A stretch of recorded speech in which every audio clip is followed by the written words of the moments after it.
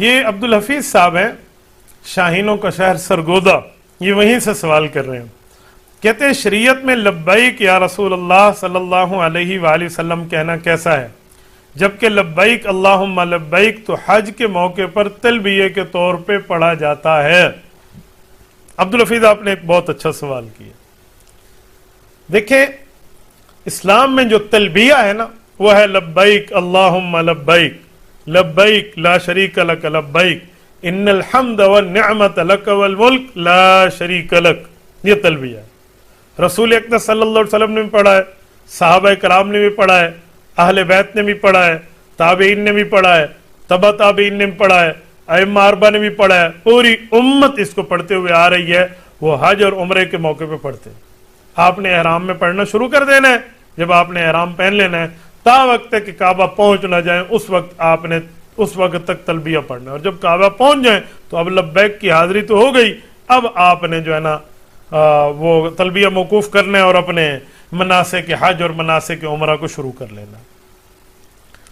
کچھ دنوں سے یہ لبیک یا رسول اللہ صلی اللہ علیہ وسلم کے بارے میں لوگ سوال کرتے ہیں کہ یہ کیا ہے.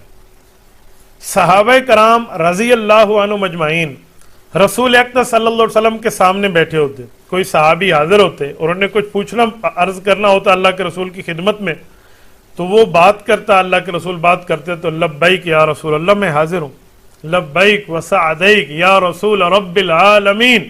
اس طرح موجم طبرانی میں موجود ہے، طبرانی الصغیر میں موجود ہے، موجم الصغیر الطبرانی میں، کہ ایک گو اللہ کے رسول صلی اللہ علیہ وسلم کے سامنے آئی اور وہ مردہ گو تھی. تو وہاں کے بنو سلیم کے دیہاتی نے اس کو نیچے ڈال کے کہا کہ اگر یہ ایمان لائی تو میں ایمان لاؤں گا.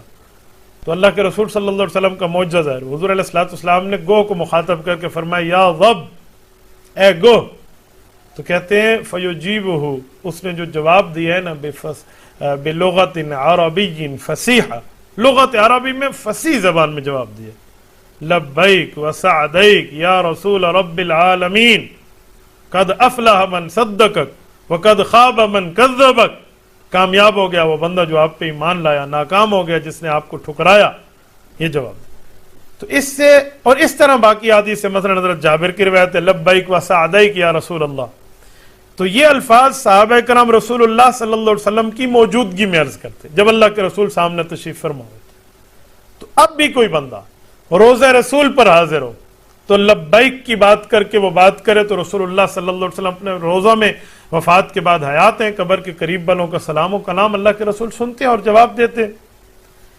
وہاں پر جا کر اس کی گنجائش موجود ہے.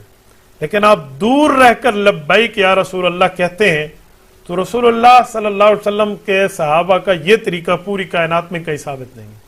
آپ کہیں نہیں دکھا سکتے کہ حضور پاک علیہ السلام مدینہ طیبہ میں ہو اور صحابی مکہ مکرمہ میں بیٹھ کے لبیک یا رسول اللہ لبیک یا رسول اللہ کی بات کرے، یا رسول اکرم صلی اللہ علیہ وسلم مکہ مکرمہ میں موجود ہو اور صحابی مدینہ طیبہ میں اور وہیں سے بیٹھ کے وہ لبیک یا رسول اللہ لبیک یا رسول اللہ کی بات کرے.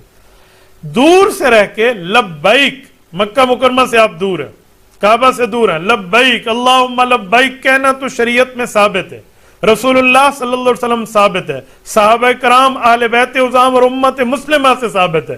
لیکن رسول اکرم صلی اللہ علیہ وسلم سے دور رہ کر کسی مسلمان کا اللہ کے رسول کی ظاہری آیات میں یہ کہیں ثابت نہیں ہے کہ اس نے لبیک یا رسول اللہ کا نعرہ لگایا ہو اور حضور پاک علیہ الصلوۃ والسلام سے وہ دور ہو. میزان شریعت میں، اسلام میں، دین میں آپ کہیں اس بات کو پروف نہیں کر سکتے.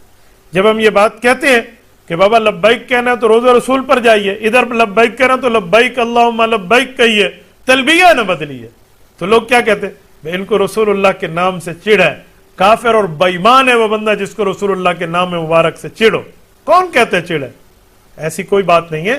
لیکن کون سا لفظ کہاں کہنا چاہیے اس کے لیے شریعت کی تعلیمات موجود ہیں. جب شریعت کی تعلیمات موجود ہیں تو آپ شریعت کی تعلیمات کو فالو کیوں نہیں کرتے؟